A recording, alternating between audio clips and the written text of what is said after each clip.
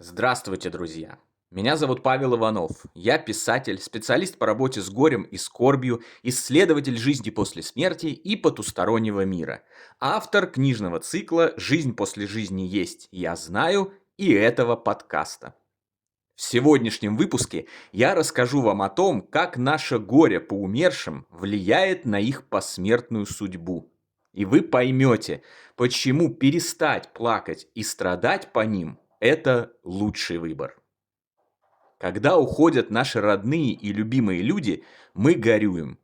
И чем меньше мы знаем о духовном мире, о продолжении существования души после смерти физического тела, чем больше наше непонимание естественных законов жизни, тем сильнее и дольше мы горюем. Для некоторых уход любимого мужа, половинки, мамы или папы, сестры или брата, друга или подруги становится причиной затяжных депрессий на десятилетия. Кто-то отказывает себе в возможности продолжения нормальной жизни, кто-то накладывает на себя руки. Если бы все знали очевидную истину о том, что наши любимые с прекращением существования их физических тел продолжают жить и более того, в большинстве своем переселяются в мир более прекрасный и замечательный, чем планета Земля, горя было бы гораздо меньше. Но пока наука, скептики и духовно неразвитые люди пытаются затянуть мир в тиски материализма, убеждают всех, что со смертью бренного тела жизнь человека заканчивается и наступает полное небытие, а наших родных, усопших и близких мы больше никогда не увидим, горя, тоски, боли и печали становится все больше. И ладно бы еще это вредило только живущим. Главным же образом это вредит нашим дорогим усопшим. Мешает им совершать переход в потусторонний мир спокойно и комфортно, с удобством разместиться в новом месте пребывания и с интересом и энтузиазмом изучать новые условия жизни и способности. Почему так происходит? Все дело в том, что все наши сознания связаны. Они связаны уже даже здесь, на Земле, когда мы пребываем в материи, которая накладывает жесткие ограничения на функционирование и возможности нашей души, сознания. Эта связь давно доказана и подтверждена. Тысячи исследований телепатии, ясновидения, яснослышания и прочих психических феноменов, проведенные в разные времена в разных частях света, неоднократно подтверждали эту связь и влияние одного человека на другого при помощи мысли. Мы можем улавливать и читать мысли друг друга. Это абсолютный и непреложный факт. Проверить доказательства этих феноменов легко может каждый, проведя простой эксперимент. Если сейчас вы со своим другом или подругой сядете напротив друг друга, возьмете две карточки, на которых будут изображены, например, круг и квадрат, один из вас будет смотреть на карточку и сосредотачиваться на фигуре, а другой будет пытаться угадать, что он видит, то количество так называемых угадываний будет значительно выше средней статистической вероятности случайно угадать фигуру. Это происходит потому, что каждый из нас способен видеть мысли другого. Кто-то лучше, кто-то хуже, но данная способность есть у каждого. Она и называется телепатией. И если бы телепатии не существовало, то процент угадываний всегда составлял бы 50%. Но он всегда значительно выше. Телепатию можно развивать, создавать условия для того, чтобы она проявлялась лучше, такие как медитация, сосредоточение, бинауральные звуки и музыка, нахождение в камере депривации и так далее. А еще известно, что искренняя любовь усиливает телепатию. Было доказано, что любящие парочки, близкие родственники и друзья читают мысли друг друга лучше, чем просто знакомые или вовсе незнакомые люди. В последующем можно усложнять эксперименты, пытаться угадывать больше фигур. Делать это на расстоянии в сотни и тысячи километров. Вместо фигур пытаться угадать, на какие предметы смотрит человек в комнате своего дома или на улице. И каждый раз количество угадываний будет значительно выше грани обычной случайности. Эти простые эксперименты подтверждают связь всех сознаний на нашей планете. Когда же человек умирает, сбрасывает свое тело из плоти и крови, ограничения, накладываемые на него материальным мозгом и телом, исчезают. Психические способности многократно возрастают. Читать мысли и улавливать эмоциональное состояние других людей после перехода становится проще простого.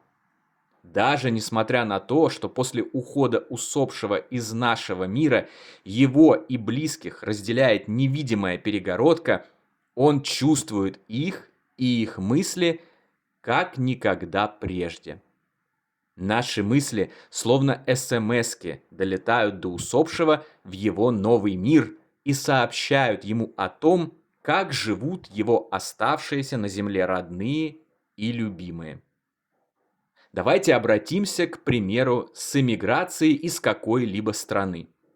Представьте, что ваш близкий и дорогой человек переехал в прекрасную страну, находящуюся у теплого моря. Там вечное лето, прекрасные добрые люди, нет войн и преступлений, все продукты натуральные, все дешево и вкусно. Там он получил работу, о которой всегда мечтал, и возможность заниматься тем, чем он любит заниматься. А вы остались в своей стране в силу того, что пока не имеете возможности эмигрировать вслед за ним. У вас есть своя работа и важные дела здесь, которые надо сначала завершить, прежде чем перебраться к нему и зажить счастливо. И вот вы грустите из-за этого и посылаете ему смски и электронные письма, голосовые в мессенджерах о том, как у нас холодно, промозгло, как все дорого, все злые, бедность, нищета, как вы устали от всего этого и вообще подумываете о суициде в неверии, что вам когда-либо удастся присоединиться к эмигрировавшему родному человеку. И так каждый день.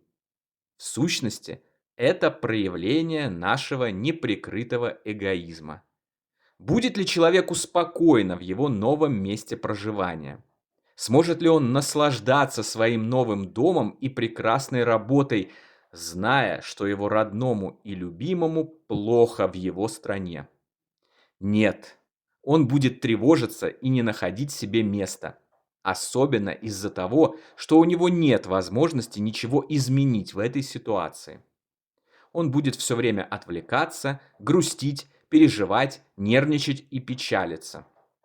И его прекрасная жизнь, едва успев начаться, в итоге превратится в несчастную. Уход на тот свет, в сущности, ничем не отличается от этой небольшой метафоры.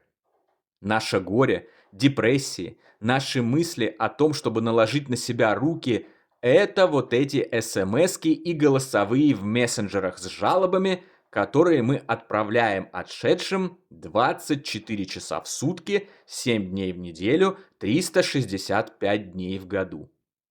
А поскольку в потустороннем мире все определяет сила мысли, то усопший не в силах просто выключить звук и забыть об этом.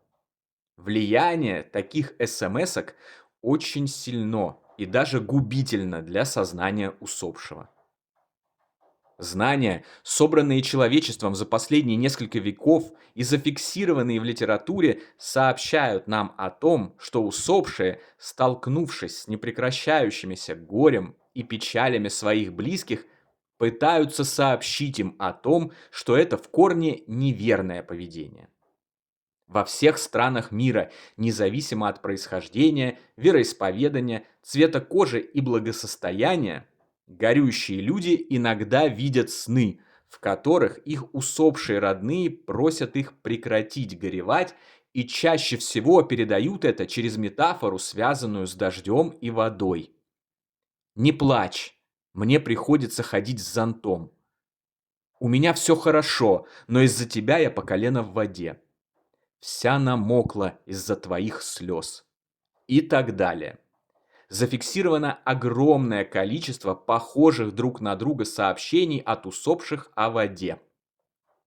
Через несколько недель после того, как мой самый родной и близкий человек, уже знакомый постоянным зрителям канала Даня, отправился в потусторонний мир, а я продолжал сильно горевать по нему, мне приснился сон, в котором я увидел его кутающегося в одеяло и в привычной ему манере, когда он был чем-то недоволен, сообщающего мне: «Блин, я весь во влаге».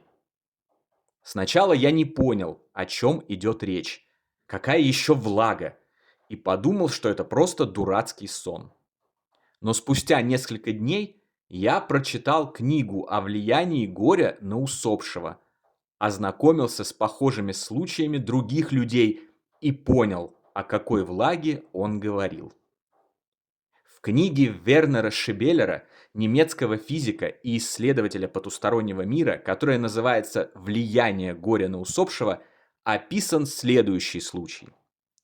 Несколько человек собрались на спиритический сеанс.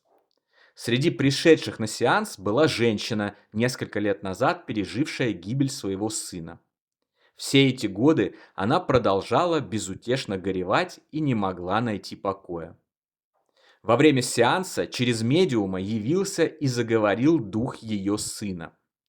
Находившиеся на сеансе поняли, что он все еще привязан к земле, несмотря на возможность уйти в более высокие духовные сферы. Из-за глубокого горя ее матери он остается рядом с ней, безуспешно пытается ей помочь и не может продолжить духовную жизнь. Горе – это своеобразный якорь, удерживающий усопшего близко к материальному миру и мешающий ему идти дальше. Многие проверенные медиумы, неоднократно подтвердившие свои способности в лабораторных условиях, сообщали о большом количестве привязанных к земле духов, которых не отпускает горе их продолжающих жить родственников.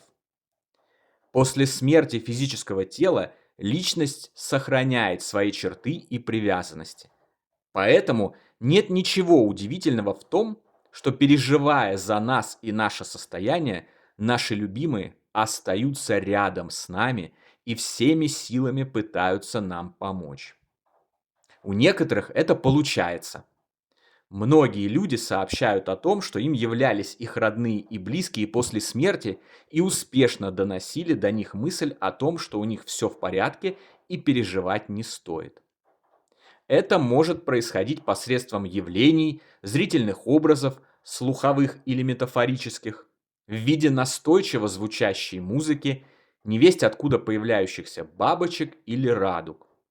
В результате таких посланий люди успокаивались, зная, что с их родными все хорошо, что в какой-то момент они снова встретятся, и продолжали спокойно жить.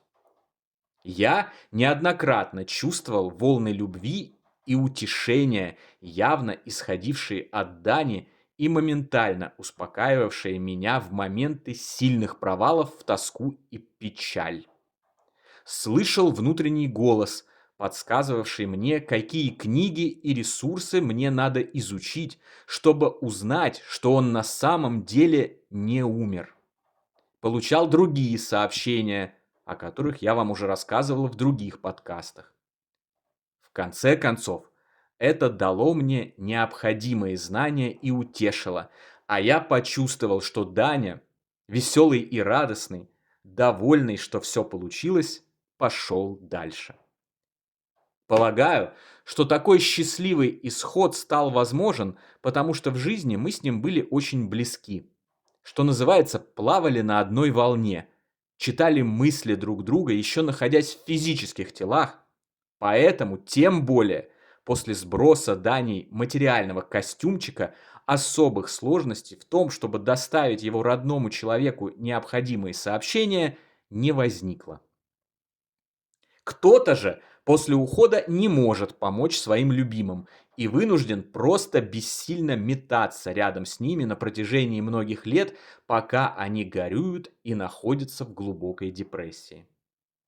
Есть очень поучительная история о женщине и кувшине. Одна женщина потеряла своего ребенка.